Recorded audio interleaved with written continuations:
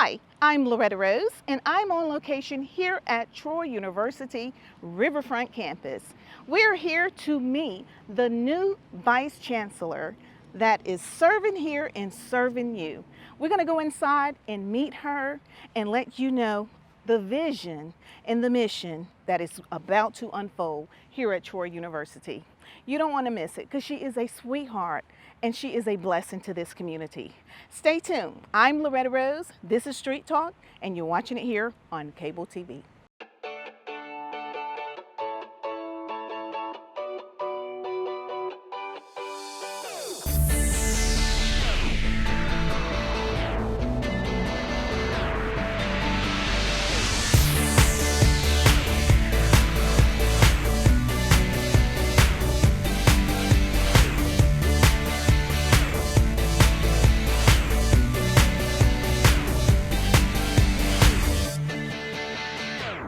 Welcome again. This is Street Talk. I'm Loretta Rose. We're on location at the magnificent Troy University here in Phenix City off the riverfront. One of my favorite places to do interviews, and it always feels like home.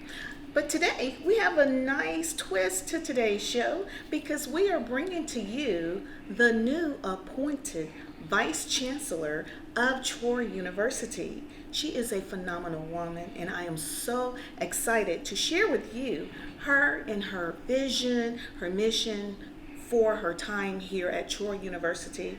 And I will tell you this woman, the core of her heart is serving others. You're going to love her. Welcome, Dr. Dionne Rosser-Mims. Thank you. Loretta. That was so nice. Thank you so much for that warm welcome. It is a pleasure. I want to tell you, I have heard so many great things about you. Today is our first time officially meeting. I feel like I've known you for a very long time because of your heart. I have connected with your heart. In the community, you are going to be blessed. And I want you to support and get behind the vision of what's getting ready to happen here. She is bringing so much here in this community. And I am so elated to be here in your midst to interview you. So Loretta, I will tell you this. I feel the love. Yes. I feel that connection. And I've said this before to a number of folks within the community. When I first stepped foot here, I was embraced, and a lot of that had to do with the relationships that have already been established under Dr. White's leadership and other members of the Troy community here. But I appreciate that warm welcome, and I am here to serve, and I am here to share my talents to help to uplift and to move Phenix City. You are definitely uplifting. Before we move forward, I want to ask you, I know it is so gratifying to be appointed as Vice Chancellor, and you're coming behind Dr. David Yes. White, which is a phenomenal leader. He still is out there in the community, and I love that man so much. He was so amazing. How does it feel to be appointed in this role? It's humbling. It's certainly an incredible opportunity for me, but mostly humbling in that as I've had the opportunity to reflect on my entire journey throughout my career in higher ed, serving in leadership roles, both in higher ed and in the community. As we talked before we got started, everything has pretty much culminated up to this position to prepare me for this role. I would be remiss if I did not recognize and just to laud Dr. White. Dr. White had a significant hand in hiring me when I joined, and I didn't share that with you. When I joined Troy in 2007 full-time, I was part-time in 2006. And ever since I joined Troy, I was connected with Dr. White, and he gave me the latitude to grow and to dream big and to support the community that I was working for at the time was in Covington, Georgia. And so he gave me the latitude to again, dream big, to do great things, to support the local community, and to also to help grow Troy University. Wow. That is Dr. White, true leader, exemplified leadership. That is so amazing to know in here, because I didn't know that, because you didn't share that. But I'm really not surprised, because that's who Dr. White is. Now, you are here in Phenix City, but how long you been with Troy? Sure. So this year, I believe, marks my 14th, almost 15th year with the university. And as I mentioned previously, I started out in Covington, so we had a satellite location there. And I entered the university as an assistant professor, hit the ground running, looking for programmatic opportunities to develop and to grow the programs that we were offering at that time. And over the course of the last several years, I've been afforded the opportunity to serve in associate chair roles, associate dean role. I also served as a regional academic director under Dr. White's leadership. So I've had the opportunity to see a good, just about all the facets, if you will, of the university, both outside of Alabama and within Alabama. The last 4 years, I was blessed with the opportunity to serve as Dean of the College of Education at Troy. And actually, it's 2 years. I'm adding 2 additional years to that. But 2 years, I had the opportunity to serve as Dean, and that opened my eyes to yet again another aspect of the university to, again, prepare me for this role. Awesome. And you are a native of DC? Yes, by way of military brat, yes. Okay. And so I shared with Loretta that, yes, I'm a DC native, but I think I only spent about a year there. Okay. My father served in 20 years in the Air Force, and my mother actually served some time in the Air Force as well. We moved around a good bit. I've traveled to overseas, to Korea. We lived in the Philippines. My brother, by the way, was born in Turkey, so he's the only one who was born overseas. But again, those experiences overseas have shaped who I am and my worldview in terms of valuing, diversity and differences and just the uniquenesses that we all have, and how it contributes to community growth and personal growth. Awesome. Wow. So military brought you to Georgia. Yes. And here we are. This was destined. Yes, and so I'm glad you used that term, because my view is that every experience that I've had throughout my journey has not been by happenstance. Exactly. And whether the experiences are opportunities or hurdles, and I choose to view those hurdles as opportunities, so that gives you another window into how I see the world and how I operate. But everything that I've experienced, good, bad, or ugly, has prepared me for where I am right now. And that is, again, has prepared me for the interesting opportunities that present themselves here. I do not shy away from a challenge. In fact, as I said, I see a challenge as an opportunity, and we're going to make some things happen. Oh, wow. Well, we're going to take a quick break, and when we come back, you're going to find out more about the vision of what is going to take place here. Dr. Rosser-Mims has an amazing vision, and adult education is at the core of her heart. You're watching Street Talk. We're here at Troy University in Phenix City. Stay tuned. You're watching it here on cable TV. I'm really eager to formulate a plan around advancing parent education. And that's a passion of mine. It's something that I've worked on for years, again, with my adult education background. I'm also really interested in learning, because I'm new here, learning about what the community needs are with respect to education. I've had a great conversation with, in fact, multiple stakeholders so far over the last 2 weeks of my time in this position, and really I'm in a mode right now in terms of trying to learn what the needs are, and then I'll sort of begin to inch in the direction of introducing even more ideas.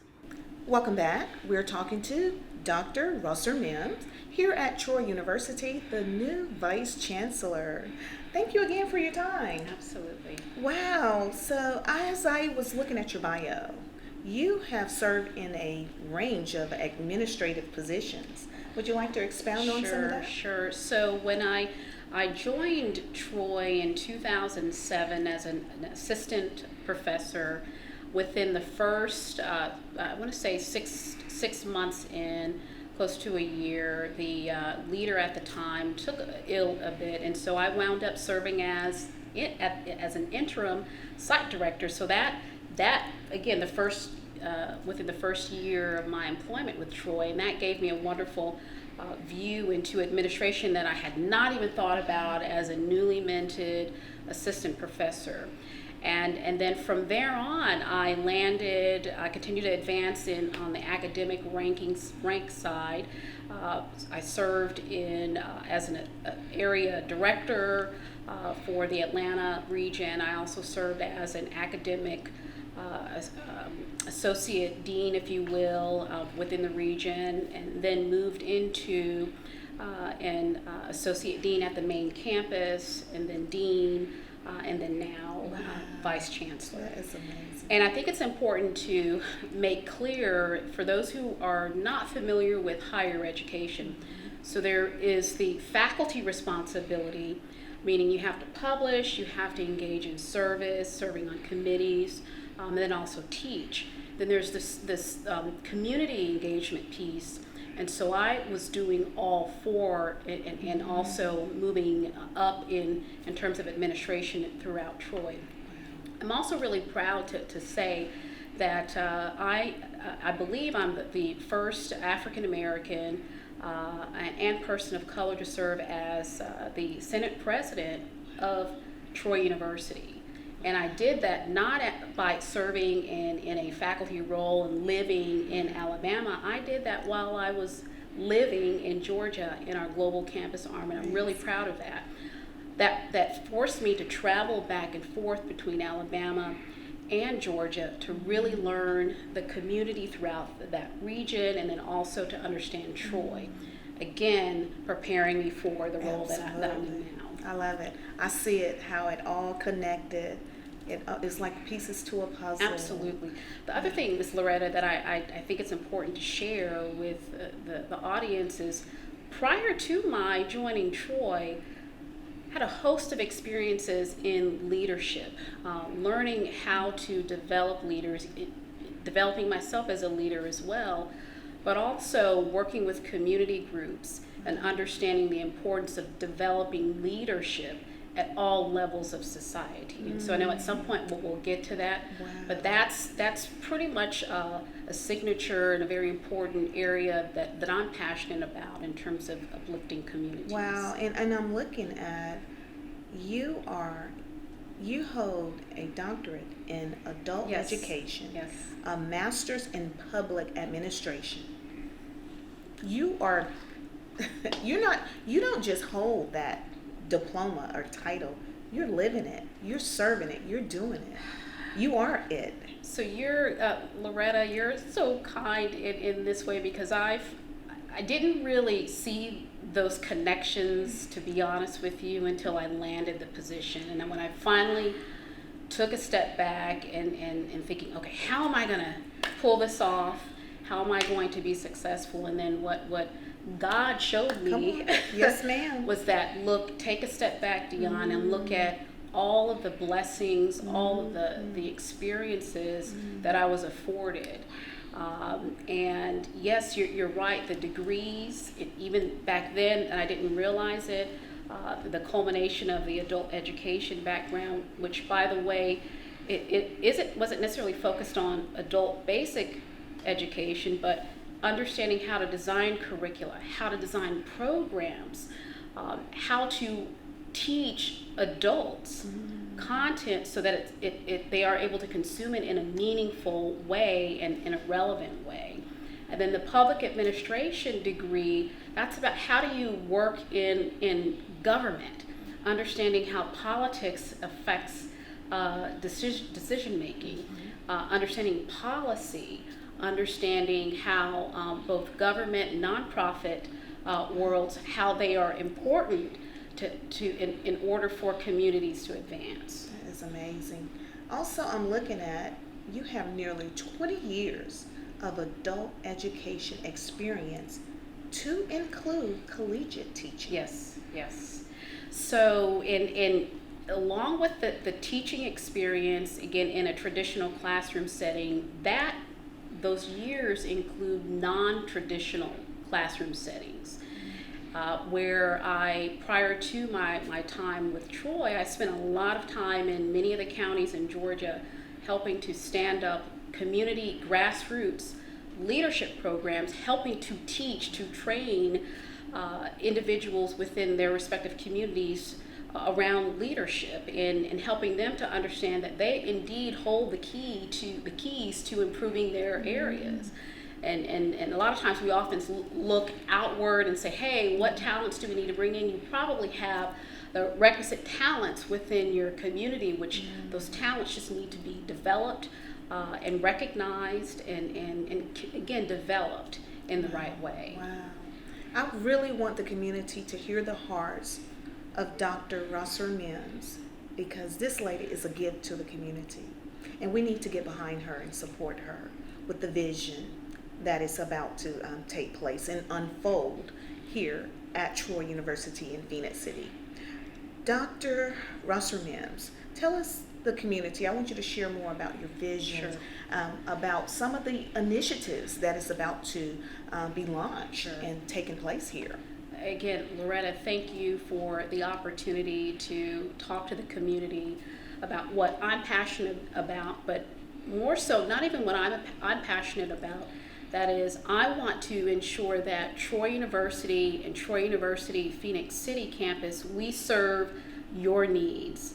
So within the first 6 to 8 weeks, I spent a lot of time just listening and hearing and trying to understand what already exists, so that I don't duplicate as a team here, that we do not duplicate existing services, that we enhance what is already going well, but then also to find out what are those gaps that exist that we, Troy University, and in particular Phenix City, can fill. And so over the course of that time, I've identified a couple of areas that I think we can help serve. One area is an initiative that I'm really excited about, and it connects to, Loretta, my passion about uplifting communities and connecting adults to education opportunities, and that is PASS, Parent Achievement Equals Student Success. And so it's an initiative where we are calling every adult who has school-age children under their roof, whether you are considered to be a grandparent, an auntie, uncle, you name it, if you have children in your midst, they are watching you, and their education achievement is directly tied to your education level. And so we're launching, again, PASS. We'll be getting information out in a couple of weeks, and we're asking folks who want to earn a college degree.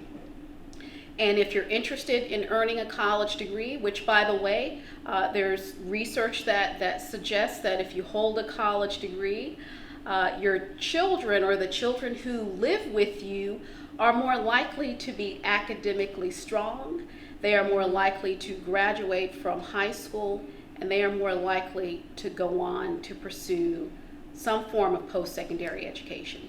And let me say this. I know there's a debate out there what's the relevance about whether a degree is relevant today or versus going into a program that is more certificate-based. What PASS represents is a program that says you need to go somewhere. As an adult who has school-age children, you have the responsibility to do what you can to improve your education level, whether it be earning a GED, whether it be moving on to a certificate program. If that increases your education level, that's great. That's what you should be working toward. For Troy, our lane is a degree, and that's what we can offer. Ms. Loretta, we're partnering with the local community colleges, CVCC, Columbus Tech on the other side of the river, Southern Union, as well as the Georgia Military College. That's awesome. To ensure that when we reach out to the community and we have interested folks who want to join this PASS initiative, and if they are not a good fit for Troy, we're going to make sure they go somewhere. The other important opportunity that I recognized is leadership. In order to move or to advance a community, you have to develop leadership at all levels. And we've got a strong leadership program for youth. We have a strong leadership program through the chamber that focuses on folks who are in professional roles and such. Where I want us to focus here at Troy is a grassroots leadership initiative where we are able to offer a program that fits that middle cadre of folks who might not see themselves at the chamber-based leadership program, for example, or they're Right. not of the Right. right age for the youth Right. program. Why is that important? I spent during my time with the University of Georgia's Fanning Institute for Leadership, I spent 7 years working, breathing, and understanding why leadership matters. When you have a grandparent who, by the way, who may not be serving in a recognized leadership position within the community, but has influence, Yes. that's a leader. Yes. A lot of times folks don't see themselves as leaders. Every member of a community who has an interest in affecting change, they should be empowered to feel empowered to be at the table where decisions are being made. In order for them to feel comfortable, they need to be equipped with the skills, leadership skills. Our world today, we're at a very interesting time. A lot of change, in some cases, unrest. Should we be afraid of that? Absolutely not. We should be equipping ourselves with more education, and then I would submit shoring up our ability to lead through these tumultuous times. Wow. The final project that I hope will excite you, and it's a part of my vision here, is we're really excited about a recent partnership that we were able to secure between Visa and TSIS to offer essentially a free training on conflict resolution training. And for folks who are interested in that arena, and you go through this training, you could potentially land a job with TSIS and or Visa. That is amazing. And so we're excited about that. We here at Troy and Phenix City, we are about connecting education, creating that bridge of opportunity for folks who might not otherwise see that pathway to opportunity. In my view, that pathway must involve education. Wow. It must. And that's what we are here for. We serve adults. We here at this particular campus, that's at our heart. We have the services, the career support, the advisement. If you've been out of school for years and you don't know where to start, this is a caring home and a caring family environment. Regardless of how old you are, you're never too old to learn. That is so true. And I'm looking at the resource that you shared with me, Troy University partnership with Visa and TSIS. That's huge. That's amazing. You all are definitely bridging the gap. You're bridging the generational gap, the educational gap. Not only that, you're serving through education, but you're serving so many families. Absolutely. Because I believe I heard there's a program, if parents want to get an education, you all make, an opportunity for accessible, affordable, and again, relying on community partnerships to make education easier to access. Absolutely. I would be remiss if I didn't mention our relationship to the military and particularly Fort Benning. we're our history with Troy, and in particular the Chancellor's, his background, he served as well in the Marines. We are a military-friendly institution, and so this is a great place to come to advance an education, to get short-term certification, and we're here to serve. So. And you know what it is to be a part of military Absolutely, family. absolutely. I love it. Absolutely. We're going to take a break, and we're going to come back, and we're going to talk a little bit more with Dr. Rosser-Mims here at Troy University. This is Street Talk. You're watching it here on cable TV. I would love to see more conversations and dialogue. That's a strength that I bring to the community, and that is sort of bridging communities, people who have different perspectives. I have a skill set in facilitating conversations and helping folks have difficult conversations. I am encouraging our team here to not view obstacles as obstacles, view obstacles as opportunities. And that's pretty much how I operate. I've operated that way with that mantra for over the last, I would say, 5 to 8 years, and I would, that sort of has attributed to, I can attribute that to my success. And that is viewing any sort of what you might perceive as an obstacle as an opportunity. I do think when you bring people together with different perspectives, you can come up with great ideas that can help move a community forward, an organization forward, and really to do great and phenomenal things together.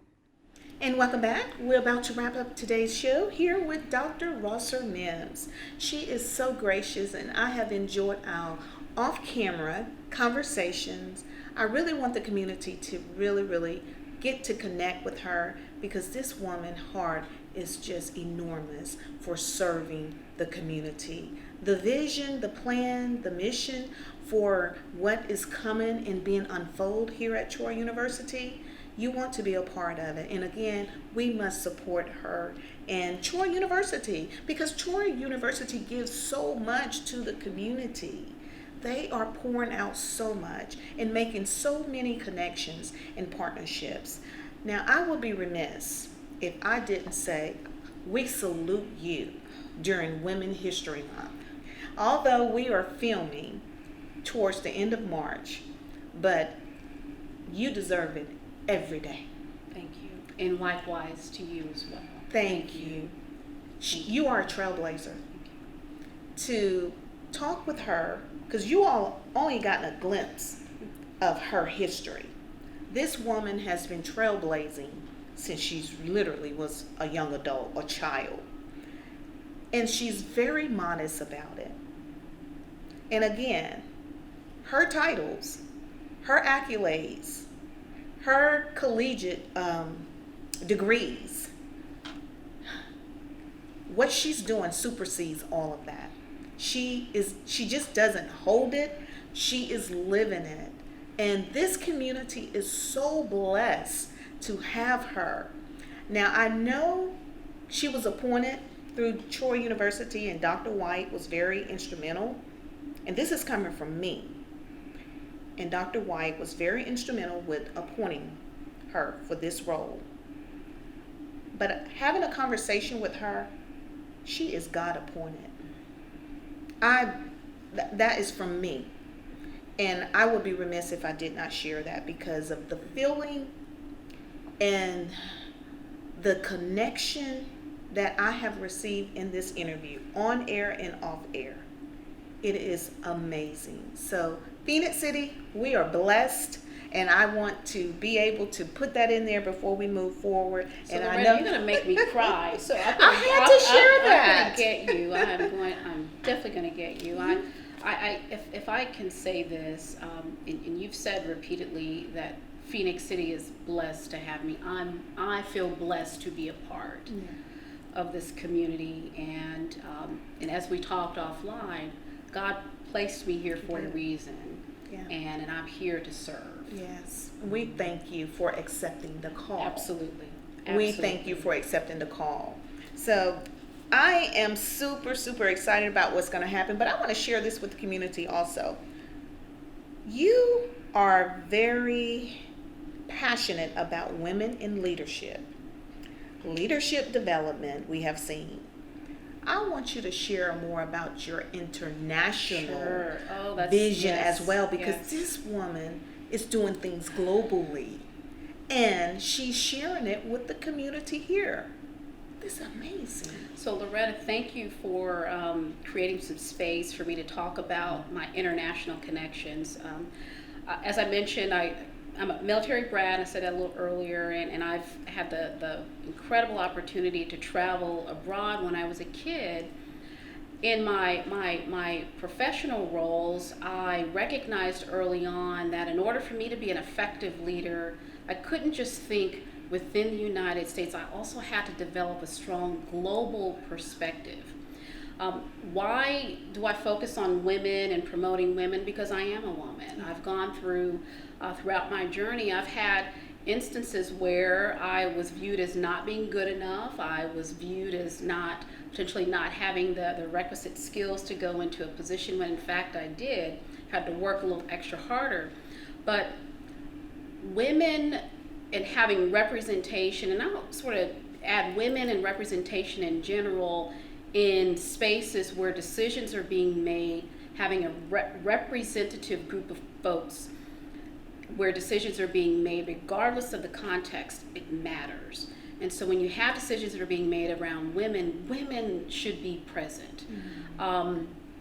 I am raising a daughter who, as Loretta, as I shared, she's going on 15, going on 30, and I see the opportunities that will await her when she becomes of age, and I want her to be prepared as a black female leader, to be able to lead, to affect change, to be a role model, have God first, keep that at the forefront of what she does, but also understand that if someone says you're not good enough, don't allow that to define who you are. You work harder, you work smarter, and you make it happen. Wow, well said. I want to also offer this. We talked about this offline. I've got a particular passion about traveling to Africa. Mm-hmm. And I had the privilege of taking a group of students to Uganda 2 years ago, and I had planned to take another group to South Africa last spring, and the pandemic hit. Troy University has its interest and roots in global leadership and really helping to lead and move communities not only locally but also globally. So I want to make sure we start up or offer international study abroad experiences for the Phenix City community, and in particular for our students. So as we talked about this offline, next year I plan to schedule a trip to Africa. So I welcome you and other members of the community and students, Troy students, to travel with me to overseas, and Africa will likely be the destination. Why is it important to travel abroad? You get a better understanding of how connected we are globally. And if the pandemic didn't tell you that we're connected and you didn't get it, then something's wrong. That's we right. are very much connected globally. There are opportunities that I see here, potentially partnering with schools, post-secondary or colleges, universities in Africa and even other countries. And I've got partnerships in Korea as well as Costa Rica. There are some things that we can do here to maybe bring faculty here, students here from those institutions to understand and to learn about this community, and likewise we can take students abroad.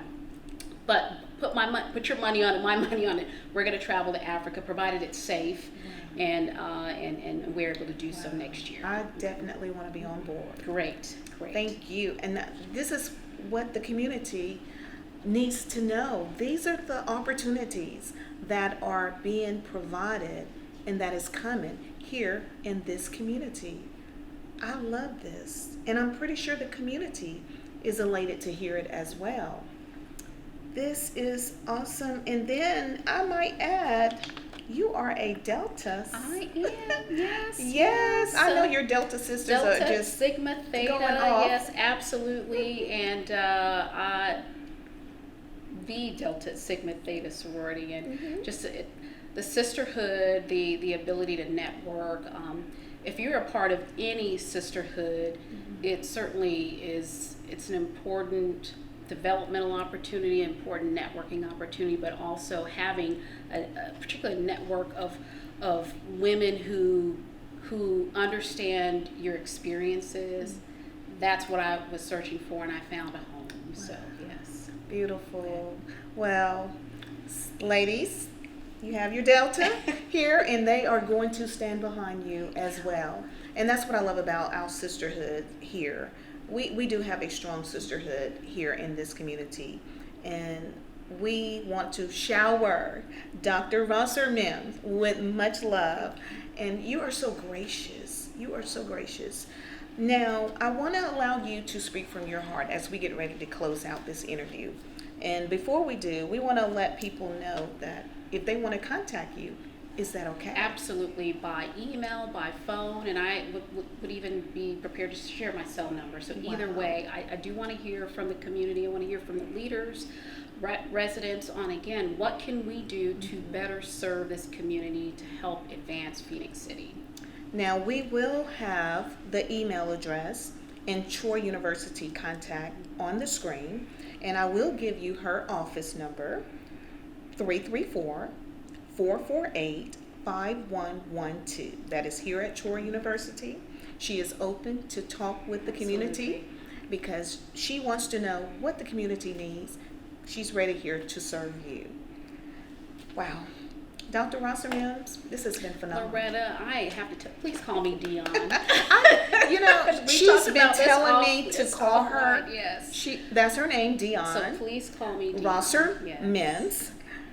She's been telling me that, but I told her I know her as Dionne, but I must address her properly because she earned this. She have earned this, and I would be remiss if I did not address her properly. So I am sorry. I must do that, and I did it for Dr. White as well. Okay. I did it for Dr. White as he was the same way. He was the same way. I'm like, Dr. White.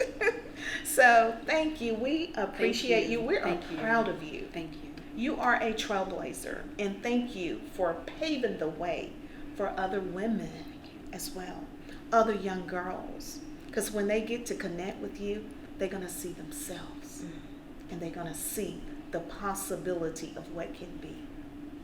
So I'm going to allow you to speak from your heart to the community, however you feel led. This is your opportunity to speak from your heart to the community as we close out. Loretta, thank you for reaching out to me.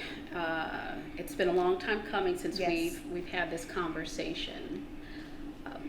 What I'd like to share with the community, the residents, and really the leadership of Phenix City, this is a beautiful community,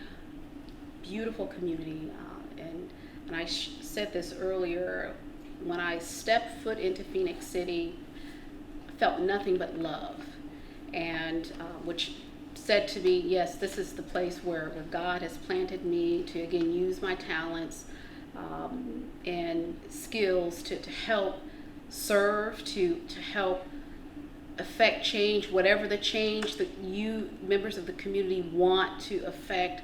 I'm here to help do that. What I would ask is, and from my experiences and what I understand about moving communities forward, it really rests with each of us taking a responsibility and holding ourselves accountable for getting involved, for taking a look at where we are educationally, and making a commitment to increasing whatever your educational level might be. And there are a wealth of resources that are available to everyone in this community in the way of increasing education. Then the other thing that I think is very important is to, and I said this earlier, is developing leadership at every level, ensuring that everyone who has an interest in affecting change within this community, you have a role to play.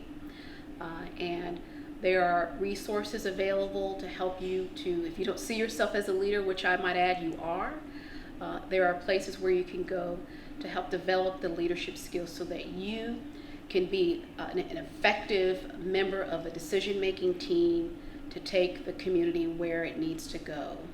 And I welcome the opportunity to serve, and I welcome the opportunity to assist, and for Troy University and for us to be that bridge to opportunities and the possibilities for this area. Awesome. Thank you. Awesome. Well, she said it well. And we want to thank her again, Dr. Rosser-Mims, here at Troy University in Phenix City off the Riverfront campus. We want to thank you, Troy University, for the good news you're always bringing to this community. We appreciate you, how you're bridging the gap. So we are beginning to see the newness and the change that you all initially wanted to bring. We're seeing it. So that's what this interview was, to be able to let the community know the update of what's happening here at Troy University and to meet our new Vice Chancellor, Dr. Dionne Rosser-Mims. So I hope you've enjoyed today's show. Remember to reach out to her. Her contact number, 334-448-5112, and we will have Troy University information on the screen. Thank you for watching. Remember, life is all about what you make of it. That what you put out, it has a way of coming back. So remember, stay blessed. You've been watching Street Talk here on Cable TV.